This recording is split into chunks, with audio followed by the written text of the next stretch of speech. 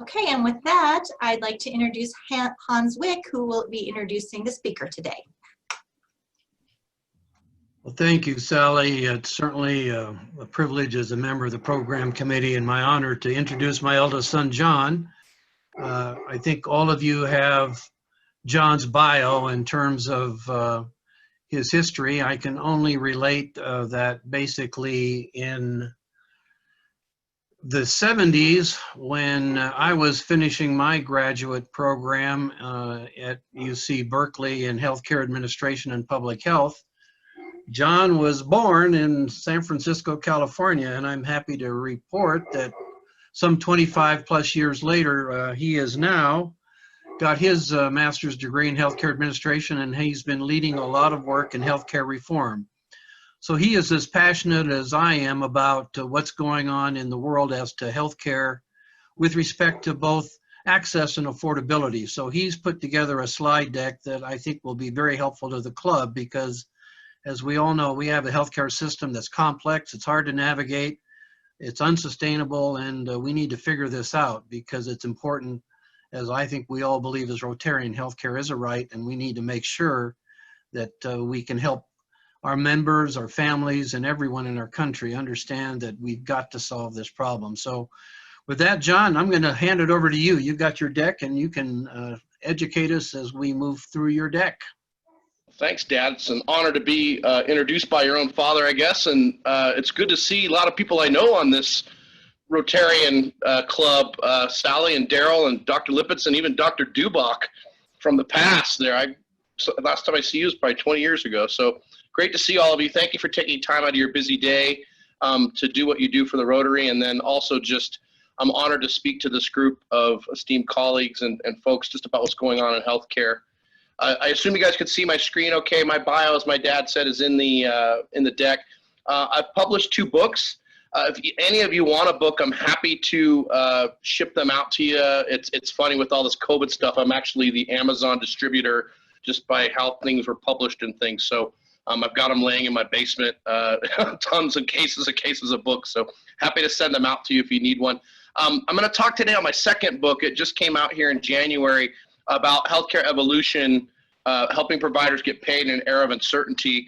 And really just in the next 20 minutes or so, I'm going to talk through, what is going on. When you look at healthcare from the outside in, or if you've worked at it as a chief revenue officer, as I have, I'm in a consulting role now. I've been in about 200 or 300 other hospitals, very large health systems in the New York area and Common Spirit Health on the West Coast. Very large machines with lots of moving parts. And we start looking at the finance side of it and the expenses and the efficiencies, it becomes very apparent that there's lots of opportunity for improvement. And why is that so hard to do that? How and why are providers and hospitals and health clinics and physician practices having such a difficult time getting paid for the services that they do? And do we have a promising future? We have an election coming up. Regardless of which side of the fence you're on with that, it's going to fundamentally change healthcare or keep things the same if you're happy with where they're at. And those things are all questions that are somewhat answered in this book. And if you like what you hear about today, go out and get one or certainly drop an email to me and I'd be happy to send one. First image I have is of an airplane. And I think the first thing you'll notice is this airplane is not on a runway. It's in the middle of a forest. And healthcare is a lot like an airplane. It's a very sophisticated piece of technology that delivers people within hours to almost anywhere in the world.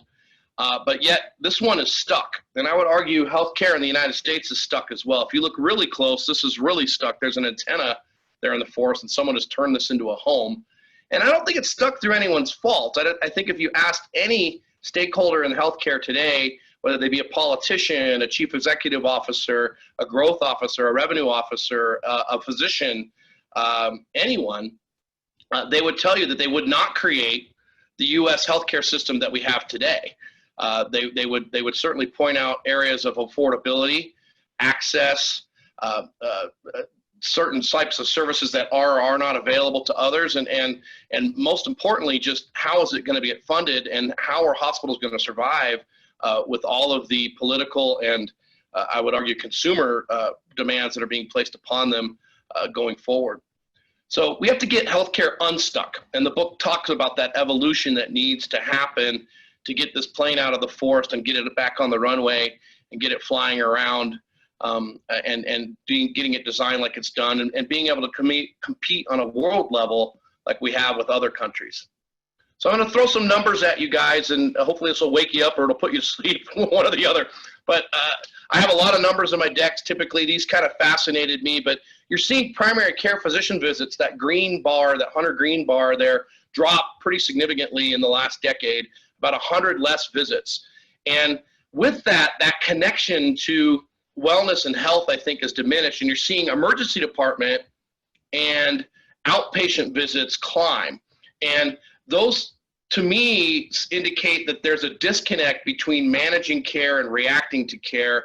And we're tracking this data at TransUnion as well. And we're also trying to understand and help our clients and some of our provider constituents understand where the costs of care are happening and where there's opportunities in terms of meeting the patient as a payer and getting their reimbursement back from the payers and holding them accountable as well. Service and utilization costs have also gone up pretty dramatically, especially at the individual group level, that graph over to the right. These are PM, or per member per month charges. I used to work for an insurance company as well, and this is how insurance companies measure their cost of the services that they pay from a claims basis, and they've all been climbing. And I don't think I'm surprising anyone on this phone call that has heard healthcare in the United States is not cheap. We are the most expensive country, and we have the worst outcomes as an industrialized nation as well. And with that, we have to look at, well, what is being funded and where is it being funded and at what level? And you're seeing pharmaceuticals actually not being the largest cost. They take a lot of heat, but things like professionals, physician office visits, specialists, things like that, outpatient visits and inpatient are ranking higher and have a much higher slope in many of these areas. Costs are 10 times higher in the emergency department than in urgent care. This comes from debt.org, one of my favorite websites. There's actually another study that the Colorado Consortium on Cost put together, and I'm happy to share with this group if you'd like to see it, that actually has some more detailed data. But those red bars on here represent the average visit cost for very common diagnoses like allergies or earache, sore throat, pink eye, things like that, and then what the cost in blue was in urgent care. And I'm a big fan of urgent care, not a super huge fan of freestanding emergency departments. I think we need to figure out a way to manage costs and have appropriate care at the right levels. One of the things TransUnion's been tracking is the average hospital visits that have been occurring pre and post COVID, and emergency department visits, and I'm not sure how it is in Boulder, are running about 15 to 20 to 25% lower than they were early in the year. And to me, that's a function of fear, first and foremost. I think people are just scared to go into a healthcare facility right now for fear of contracting COVID. And secondarily, I'm hopeful that some of that also is that they're seeking that care somewhere else, possibly through a virtual visit, maybe in urgent care and those types of things. And urgent care, urgent emergency rooms, and Dr. Lippitz can attest to this. And when I talked to the late, great Dr. Lewis, when he was the chief medical officer at Boulder, he used to say, don't feed the bears. And what he meant by that was there's lots of patients that access their care in the emergency department as a primary care, and that's not the best place to get treated on the continuum. They're designed to save lives and stabilize, not necessarily do that, but their prices are very fixed and they have an incremental cost to the nation because of that.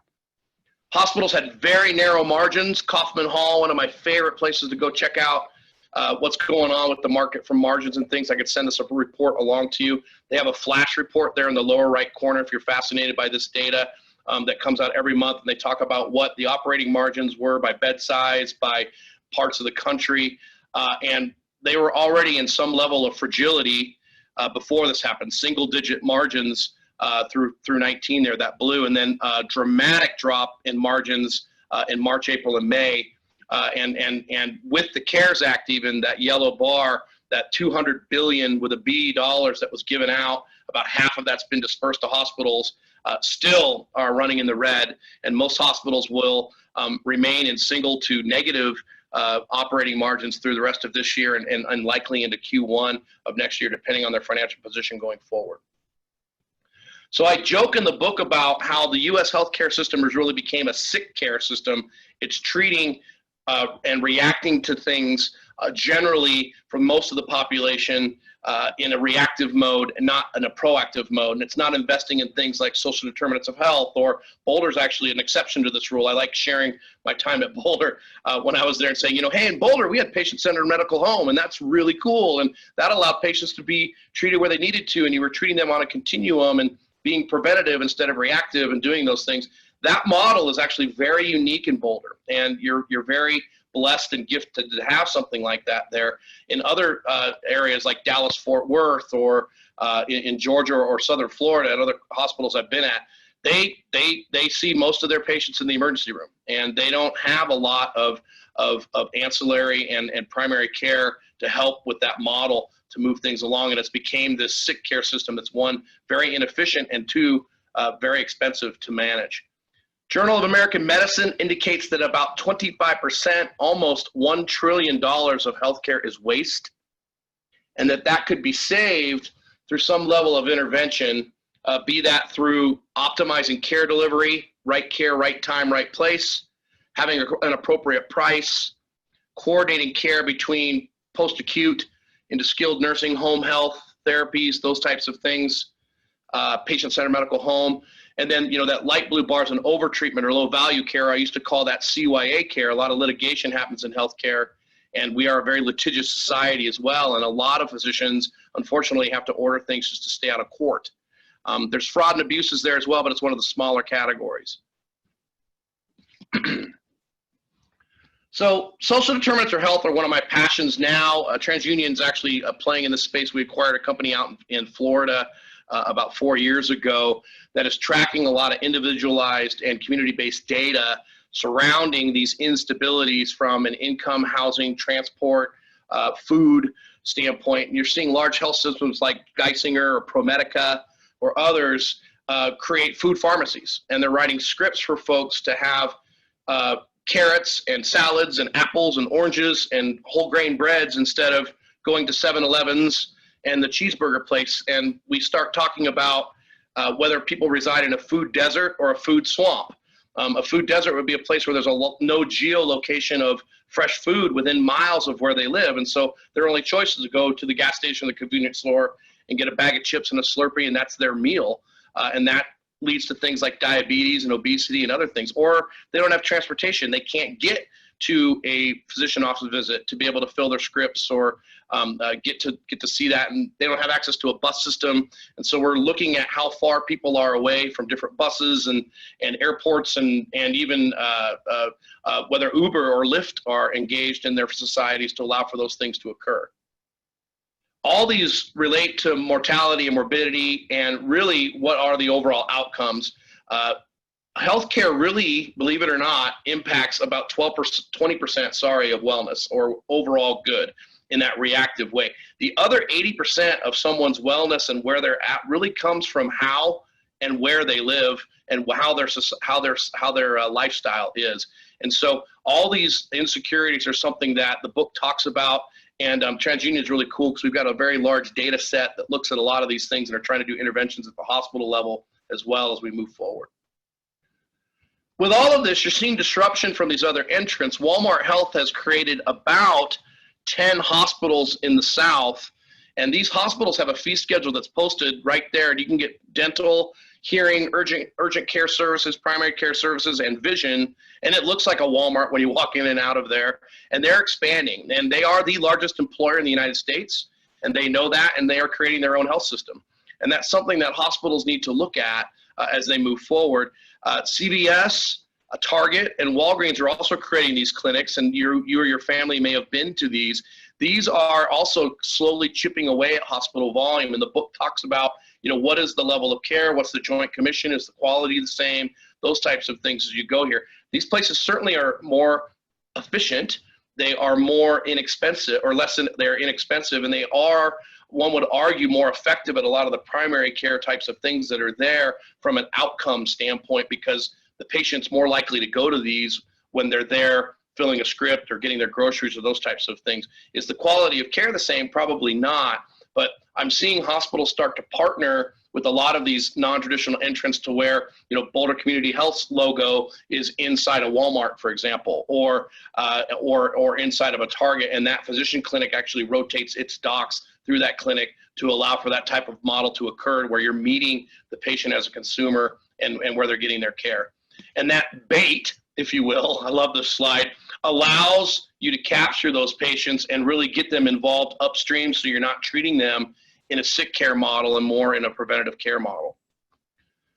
Kaiser Family Foundation, one of my favorite websites as well, a foundation that was created some time ago, has been tracking the out-of-pocket costs for patients, and it's roughly $21,000. What I tell people is that's on par for a mortgage these days. A lot of people don't think about how much they spend on their healthcare, but it is about what you spend on your mortgage. And you, as consumers, probably spend a lot of time understanding exactly what your mortgage is going to be and where it's going to, what points it's going to have and what it's going to be funded towards, but you may not be paying that much attention to these premiums and dollars that are going out the door annually. And that's gone up about $6,000 from 20 years ago, and there doesn't seem to be any end in sight from an out-of-pocket spend.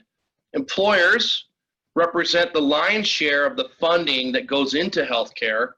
The green in bars here, the lighter green bar is the employer contribution, employee, and the darker hunter green bar is the worker contribution. And you're seeing employers have to fund and put forward more and more dollars. And if you ask most of them do not want to be a health insurance provider, but yet they've been put into that market and have had to carry it now as a salary and competitive benefit. And it's a very large expense, especially if you're a smaller employer that can't afford it. And if you're interested in why that is and where that came, my first book talks about where health insurance came from and how employers have somewhat been trapped in this market and in funding healthcare, because they are also the one that insures more people. Is most, about 53% of people get their insurance through their employer these days, and about a third get it through the government. Consumers think they have insurance, but they can't afford it. So this is that gotcha. About 1 in 4 Americans are what's called underinsured. This is a Commonwealth study. And what this means is when they go and get their insurance and go use it, they've got a $5,000 deductible and they can't afford the care that they're getting. And there's a lot of health benefits illiteracy happening right now. TransUnion's working on the educational front to help with that also. And but it's, many patients think that they actually have insurance, but when they come in and the bill comes later, they can't afford it. And so they're wondering why they even covered themselves, and they end up dropping it anyway. And you're seeing that happen with the uninsured rate as we move forward. Love this slide. This comes from the first book. This one, it's a lot of information there, but basically it asked people how they felt and then what tests told their health status was. So on the bottom bar, you've got a BMI there of less than 30 or greater than 30. This comes from McKinsey. And people say, well, hey, I feel great.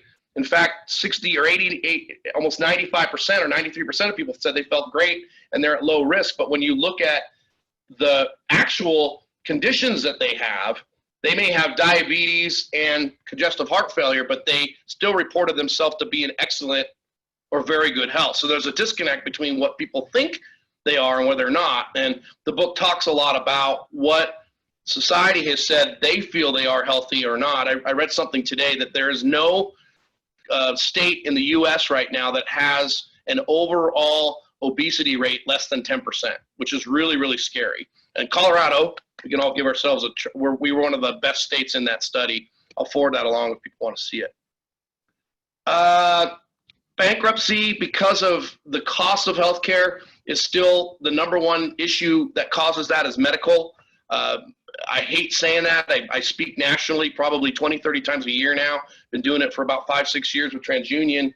And I want to have a talk one of these days where it's not the #1 reason, but it still is. Almost 2/3 of personal bankruptcies are the result of a medical issue of some sort. Employers, as I mentioned, carry the largest burden of healthcare costs.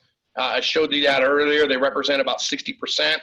And then the rest is broken out between what you're paying in premium as an employee or what you're paying in out-of-pocket costs as you move forward. I track out of uncompensated care as well as a metric every year from the AHA. This is a fantastic study. I'll walk you through it really quickly, but these are billions of dollars that are hospitals, and I know Boulder's numbers very, very high in here as well annually, from patients that came in that either ended up being charity, where they qualified for discounting and they had no ability to pay their bills, or they were patients that came in that may or may not have had an ability, but it ended up going into a bad debt bucket. Well, that number, gang, is $41.3 billion with a B. And if you notice the trend in the blue bar there, that's slowly been climbing, and then it got up to about 45 billion, 46 billion and change right before President Obama got elected, and then it went down when the ACA got put into place. But I tell people the ACA was a Band-Aid on a very large dam with lots of dollars sitting behind it, and it's starting to pop back out. And what I mean by that is the ACA was a great first step in getting people access to care, but it did not address cost, and it did not address utilization and those types of things. And we're slowly seeing the uninsured rate climb, that yellow bar, and we're certainly seeing the uncompensated care rate climb as well. And these are very concerning numbers. We're starting to see them tick up, and I anticipate these numbers after COVID to be in the $45 to $46 billion range as we move forward as well. Voting is coming up. I know I certainly do not want to get into politics with you guys or with anyone these days. It's a pretty contentious conversation. Nonetheless, about a third of the country is deciding their vote or considering a top issue of their vote on healthcare. And I think you're going to see a fundamental shift in healthcare depending on with either candidate that gets elected. In the Trump administration, we've seen a dismantling of the ACA. It's basically been budgetarily defunded. The individual employer mandate have both been taken away. So those penalties of not carrying or offering insurance have been removed, and you've seen a corresponding increase in the uninsured rate. On the Democratic side, there are lots of plans that are out there in single option, Medicare for all, public option, and those. The funding mechanisms that exist from the tax base would be more than any other thing we spend money on in our country, and they are in the trillions, with a T, dollars. And so as you're looking at these issues and as you're going, make sure you're understanding how things are funded, what access is being gained or not, and how those dollars are sustainable over time, because that will really matter in terms of how the public policy addresses healthcare as a right in our country.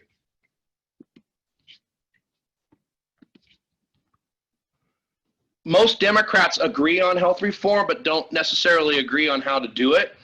This is an older slide. I gave this presentation a couple months ago, so I apologize. Some of these names are on here. They aren't in here anymore, but it's important to understand like which ones involve change and on what spectrum. You know, Bernie Sanders and Elizabeth Warren were on the very far left of this, Medicare for all. And then you've got Michael Bennet and Joe Biden on a public option, and there aren't really any limited buy-in options that are there as well. These are all very, very complicated plans with very idiosyncratic and complex payment mechanisms. The book talks about each one of these in how they're going to be funded, how you buy in, what the access looks like, and how you handle the edges, I call them, on the underinsured or the indigent care population, the needy, all the way up to the Medicares, and whether you can lower that bar down for the pre-retirees or the unemployed and that type of market. My point is that this is extremely complicated to fix, regardless of what plan the country goes with to fix it. It is not going to be, oh, Medicare for all will fix it. It's going to be years, if not decades, before we unwind the healthcare system that we've had now in terms of improving things like access, cost, quality, and outcomes given the system. Because we do not have a healthcare system. We have healthcare systems when you add them all together. The New England Journal of Medicine has said that, they did a survey here, and they have said that the hospitals and health systems have really shouldered the burden. Almost roughly 85% of patients feel that health and hospital systems are either extremely or very responsible for cost.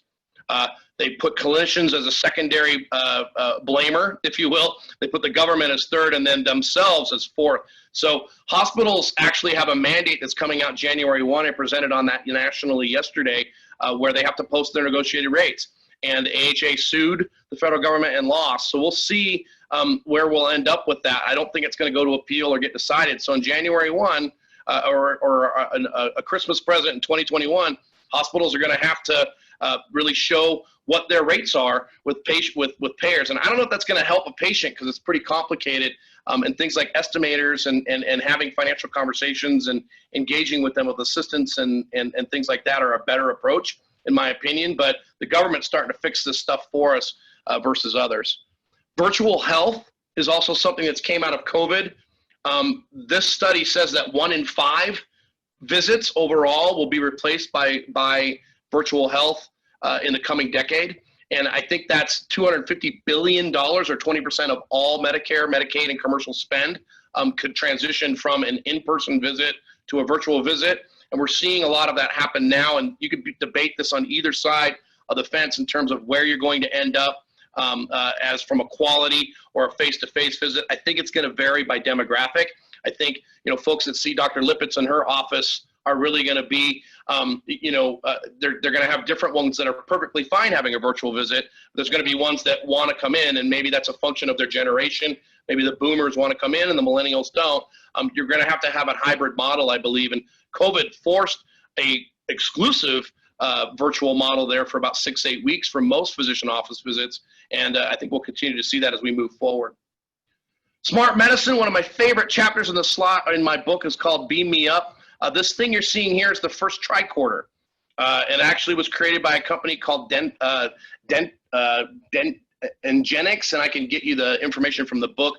But it can record and monitor about 25 different diagnoses and health biometrics by waving it around the body. And it was a study that was released about 2 years ago, and they won. And it's going out on the market over in Britain and will come here to the US soon. But Star Trek is here. And I think you'll start seeing these things maybe get delivered by Amazon by drone. When you ask Alexa or Siri, hey, I have a sore throat, they'll ship one of these things over and maybe a nasal swab kit. And you'll start diagnosing yourself in home as you go. This next thing, it came out of Japan, but this company Proteus bought them. These are smart pills. And these are a patch that you wear, similar to a nicotine patch, and then they're encoded caplets that you take. But those of you that are physicians on the phone or clinicians, think about medication adherence and the application of this tool. Did you take the pill at the right time? How many did you take? Did you take it at all? Did grandma or brother or sister get alerted when you didn't take it? Is the prescription full or not? What dose was it at? Those types of things all become very, very interesting when you start talking about a very large waste in healthcare, which is prescription compliance or medication adherence. And this is a tool that's helping with that. It's over in Europe as well. This is a drone that's delivering medical supplies, and this is actually starting here in the US. Amazon just got approval to start delivering products via drone. I think they're going to start delivering medical products via drone as well. And so as you see these things with smart medicine, I always ask, well, who's going to pay for that? And what's the efficacy rate, and is it replacing something else, and where does that end up as we move forward? So at TransUnion Healthcare, just in case you have questions about what we're doing, we're really taking a lot of these pieces of information and understanding which person does it apply to, is it applying to an outcome, and then what does that really mean from a behavior, risk, or cost outcome standpoint in terms of the patient funding their own care, the outcome of the care that they got at what setting, did the payer pay those things and where they're at, and those types of things. And we walk through that and talk through what those innovations are and are thinking about those as we move forward. This is a checklist that I give a lot of the hospitals as they're going, and feel free to pass this along, Daryl, to Bill and those guys. But this is kind of the blocking and tackling a revenue cycle in my travels. You got to do these 8 or 12 things. If you don't do any of these, you're going to lose millions of dollars as an organization, and it's a good little checklist to carry around. I'm going to end my talk today with transparency, and really, we all are going to be consumers as we go forward, and this is what we want as consumers. And TransUnion's moving towards providing a model like this to where folks can get a text pre-visit and say, hey, Mr. Wiik, you're coming in to go see Dr. Lipitz. You have a $10 copay. This is how you get there.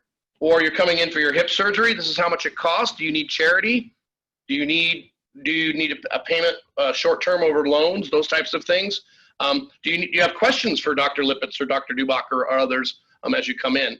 And it should be as easy to pay for your health care as it is here. And the book talks about how there's so much friction in payment. And as a solution, we as consumers need to pay for our health care just like we pay for our plane tickets and our cars and our groceries. And it's a very, very difficult process to do today. And if we don't figure it out, the government's going to do it for us. And we're already starting to see that with lots of pieces of legislation as we move forward.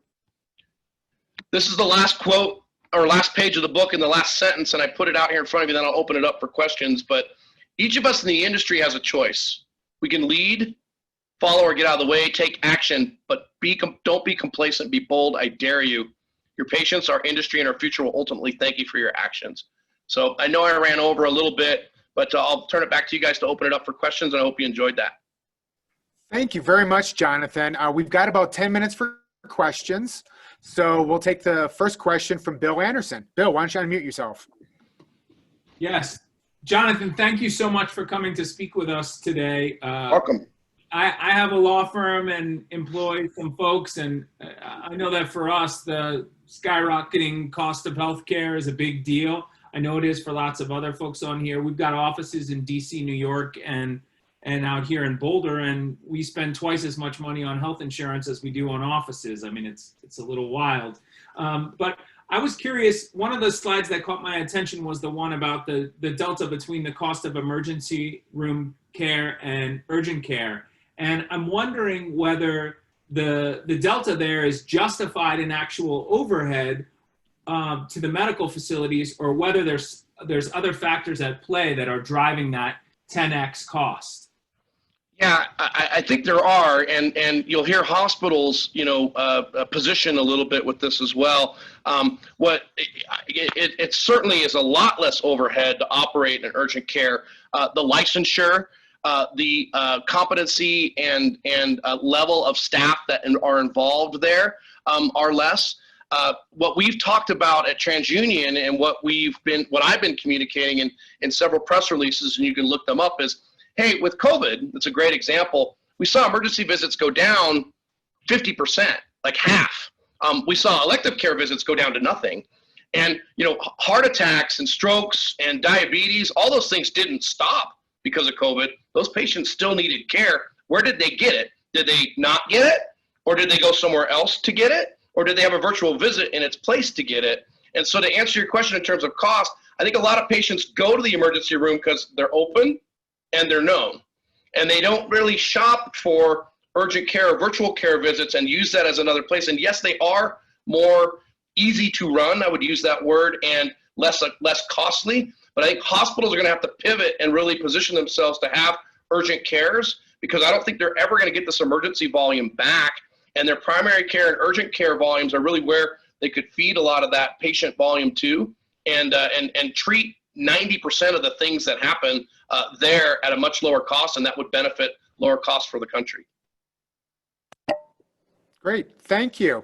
Before we go on to the next question, I have a quick question for you. I really appreciated how you had that slide where you were describing how some of the major Democratic candidates supported one plan or the other, and you did it without comment. I was just wondering if you could kind of inform us, frankly, what the Republicans, what they might support, once again, without comment.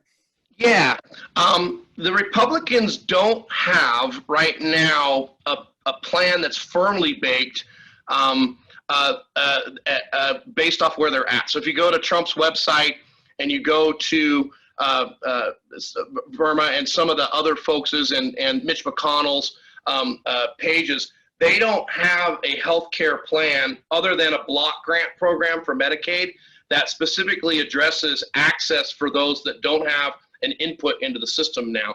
And so I call it I'm not going to get political, but a wet paper towel. You can stand on it for a minute, but it'll fall, right? And so you've got to watch out on how much you dismantle the AHA or how much water you pour on that paper towel, because once that falls out, we can go back to where we were 10 years ago with not having any kind of health benefit exchange program or any kind of Medicaid expansion. And without some kind of safety net underneath that, I don't know what it is, 50 million or so people will end up going back into a self-pay market. That'll detrimentally impact hospital profitability and, I would argue, overall health outcomes. So the Republicans need to be very, very careful in terms of creating a plan. And I think this is going to be a platform, and watch out for it in the election. President Trump and his cabinet should be asked some very direct questions as to what their long-term, not short-term, what their long-term universal coverage plan is for this country. Because right now it doesn't have a lot of meat to it from what I've seen. That's my opinion. Okay, thank you. Dr. Lippitz, you have a question. Hey, Valerie. Hey, John, it's great to see you. What thoughts do you have in terms of best ways to start getting people to use emergency departments less and use primary care type settings more?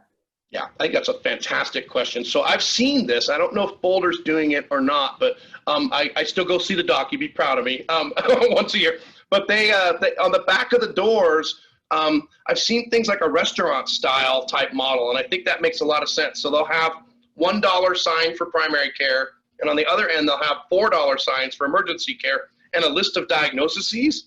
And I think that allows us to shop emergency cares like restaurants, and they're not.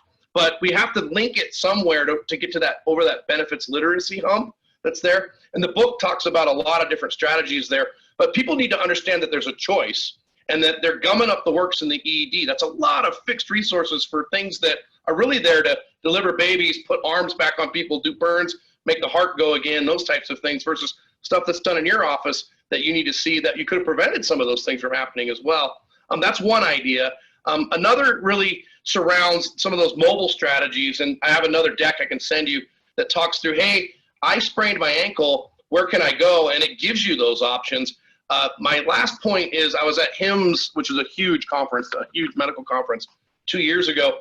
The smart speaker area, I think, is an area where voice is going to come around, and you're going to see physician-based, evidence-based protocols in there to where you can say, hey, I have a fever. And they have answers back to where you're talking, and then it maybe dials a doctor or tells you to dial, or dials 911 or an Uber for you, like Dispatch Health. And you're enabling your mobile or your smart speaker technology to help you understand the best place to go based off the diagnoses or the symptoms that you're having. Does that help? Yeah, thank you. Okay, we've got the last question going to Meryl. Meryl, go right ahead. Yeah, thank you. And thanks for speaking to our club. About 6 years ago, Atul Gawande wrote a New Yorker article that I read in which he argued that our healthcare system is clearly unsustainable, as you argue, and it needs a major overhaul. And reviewing other developed countries' healthcare that have been more effective than ours in cost and outcomes, he found historically that each of the countries set in place universal healthcare systems based on what they had before, not wholesale, but structurally. He argued that the US should do the same. Could you comment on Gawande's perspective? Yeah, that's great. And thank you for bringing up one of my mentors. He spent a short time at a company called Haven as well, which is a function of JP Morgan, Hathaway, which is Buffett's stuff, Berkshire Hathaway, and Amazon. And it's a conglomerate of those three, and they've created their own health consortium called Haven, and they put Atul Gawande, Dr. Gawande, as their CEO to help run that. To answer your question, the next book I write will be U.S. Healthcare versus the World, because I do think that's very fascinating to look at how the Canadian system, how the European system, and these others have established it.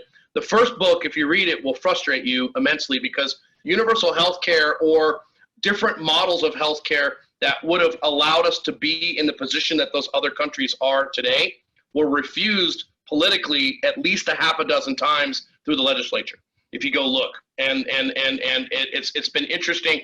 And I'm not saying that's the solution. I think we need some sort of hybrid solution. And Britain has a national health system, and then they've got a privatized market too. And there's not too much disparity in outcomes. They actually do a pretty good job. And there's not an affordability or a entitlement model there either. There's not like people are getting better care because they have more money or that type of thing. So I think we need to evaluate those. I will tell you this, with the political environment the way it is now, it's got a snowball's chance in hell, excuse my French, of it happening. And I don't think anybody that's on this phone, will see Medicare for all in our career. It's just too politically weird right now. And I know that's not very specific, but the tax implications and the political dynamite that's involved in that, it'll blow up, and it just will never get carried to where it should get carried, or could get carried, because of the differencing in opinions and the gap between them now. And I know that's depressing, but that's how I see it. Great, thank you very much. You're welcome. Yeah, thank you. I'll hand it over to Dr. Lippitz again. John, we just want to thank you for a really wonderful talk, and the complexities of healthcare here in our country are huge.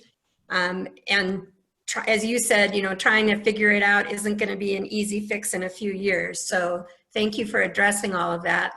As you may know, Rotary is very involved in the eradication of polio. And for the last 26 years, they and their partners, or we and our partners, I should say, have been on the brink of eradicating polio. And it's conceivable that polio might be eradicated in the next few years.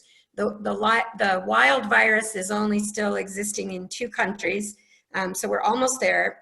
And because of that, in your name, the Boulder Rotary would like to contribute 100 doses of vaccine to the Polio Plus Fund to continue working on that eradication.